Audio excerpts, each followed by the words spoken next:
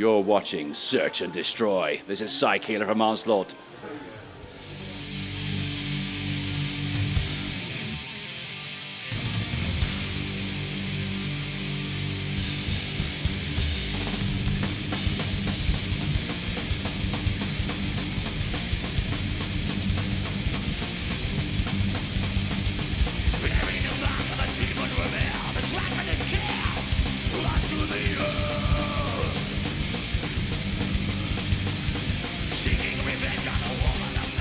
Well, to be honest, I don't really know much about it. I'm aware we have a few fans here, even back in the 80s, when in the days before email, we used to get lots of letters from Mexico. So yeah, our first time. It's going to be very interesting. I hope the Mexicans live up to their reputation of being just a little bit local.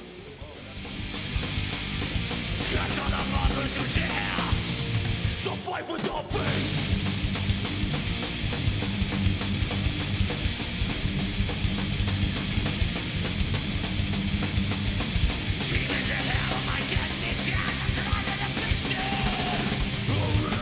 Oh, absolutely, yeah. We played in Spain, which is the only sort of European Latin audience, and it was pretty crazy there. So we've been to South America. That was pretty crazy. But I think the Mexicans still have a reputation of being probably the craziest. So we shall see this evening or this weekend because over these 3 gigs. So hopefully, yeah, it's going to be crazy. We're bound to see blood spilled. It's going to be great.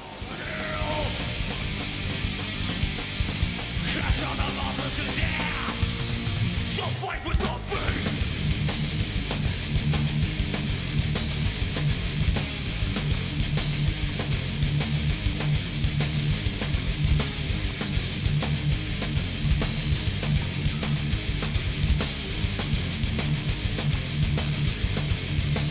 It was produced, mixed by Jacob Hansen in Denmark, great Danish producer.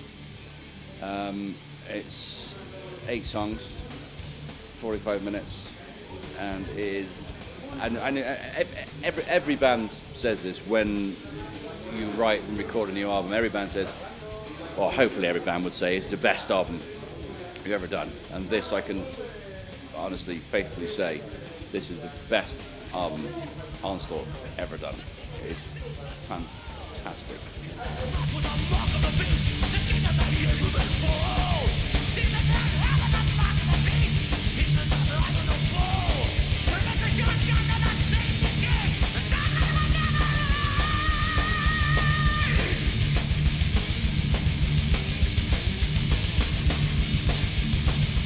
He is, I don't really know, to be honest. Again, it just came through emails saying that we got this guy, Jacob Hansen's going to be doing, I'd never heard of him.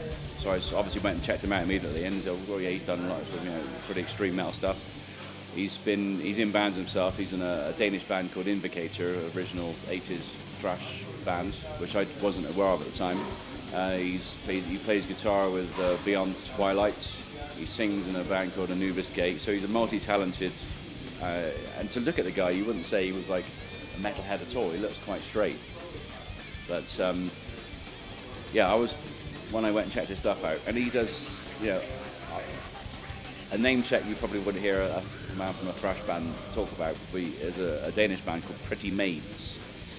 And that name conjures up big hair and, I don't know, pretty lame music. But he produced their most recent album, and I'll tell you, it is absolutely awesome album. I'm not ashamed to say, it's in my top 10 albums of the year so far. It's awesome. The sound is just so powerful.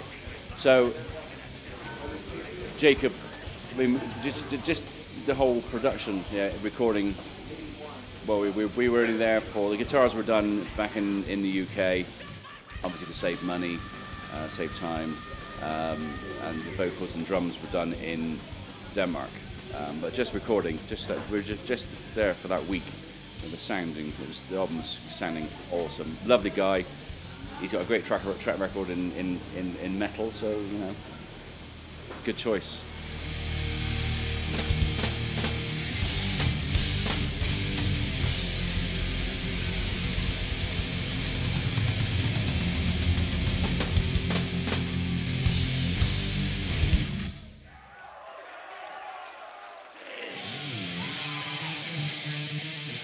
Killing Peace was put together in a bit of a rush, really. We took a while to find our feet again after the reformation.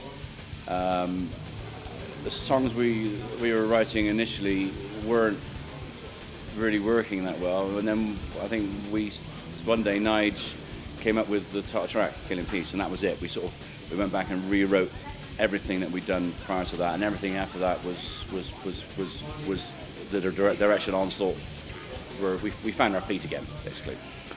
So, but despite that, the album was a little bit rushed.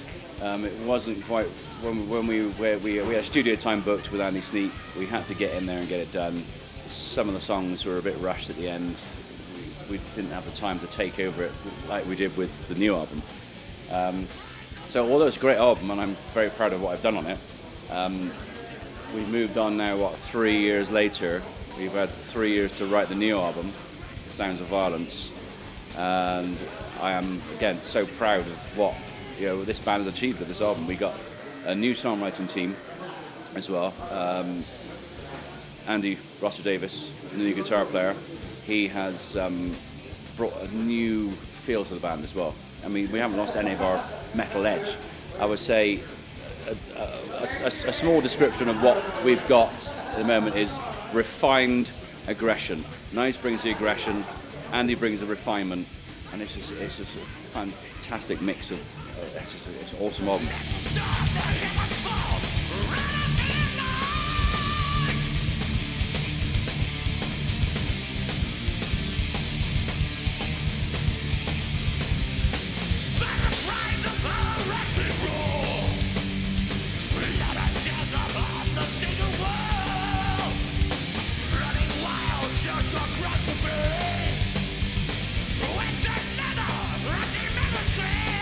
In the 80s, yeah. I mean, I would think,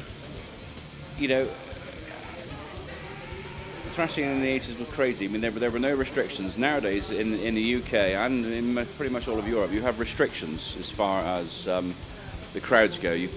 Crowds can't surf. They can't, they can't mosh. They can't any sort of violent dancing. And the bouncers the security are straight in there to stop everything.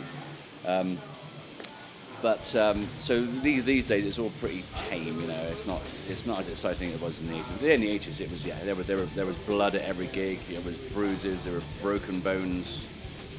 Much like it's going to be, I think now, stepping into the sort of Latin countries in South America is very much what it was like in the UK in the 80s. So yeah, there will be broken bones and blood and.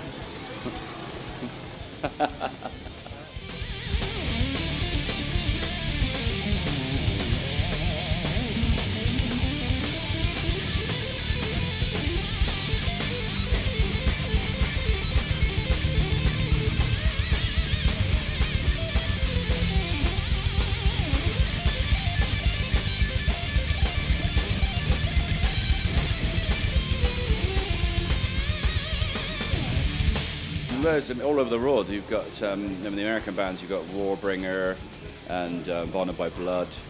In the UK, we've got Evil, Gamma Bomb, many other young bands. I get so many friend requests on Facebook and MySpace from other young bands. They all want to talk to the grandfathers of UK thrash. But yes, it's a very exciting time. Very exciting time for the whole thrash scene. And I think the young bands have certainly helped us, sort of get noticed again, because it's incredible, really, now the number of people, many people have never even now heard of Onslaught. They've heard of all these new thrash bands. We played a big festival in the UK 3 weeks ago, Bloodstock, and there were a couple of young thrash bands there, and just going on the forums, people saying, "Oh yeah, I look forward to seeing Evil." I've never heard of Onslaught. And then the people are obviously replying and saying, well, these are like the fathers of the whole thrash thing, So, and we had a fantastic crowd there. It was, that was a great day. But the whole thrash thing is great.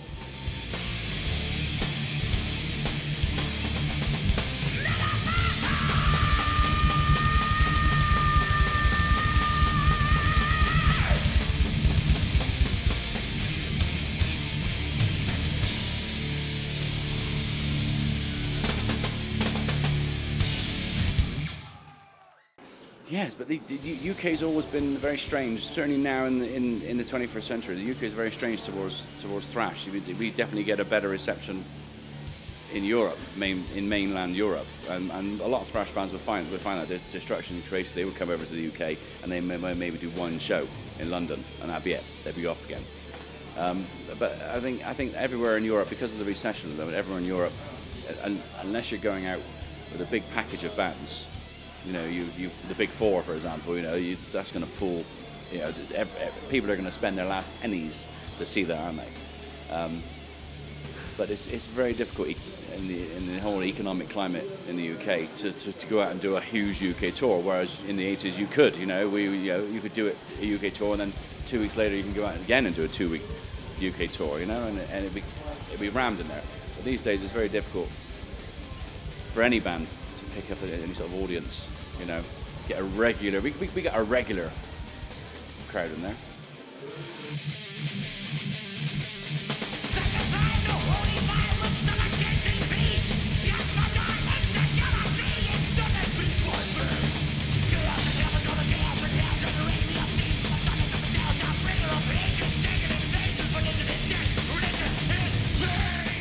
This is not my first time in Mexico. I came here on holiday quite a long time ago, but 15 years ago.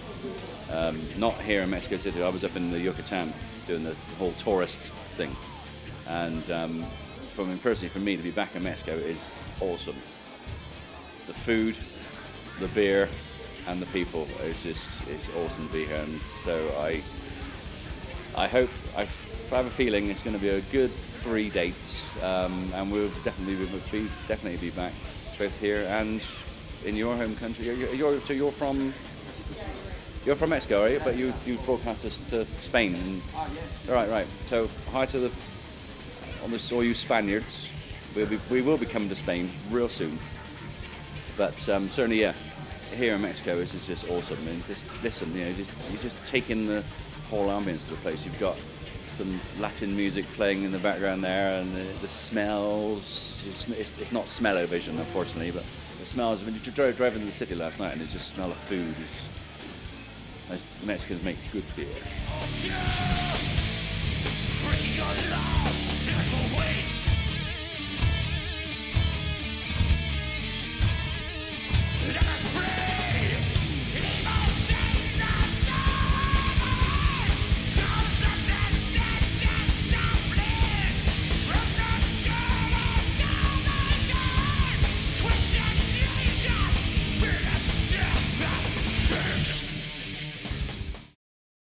Search and destroy.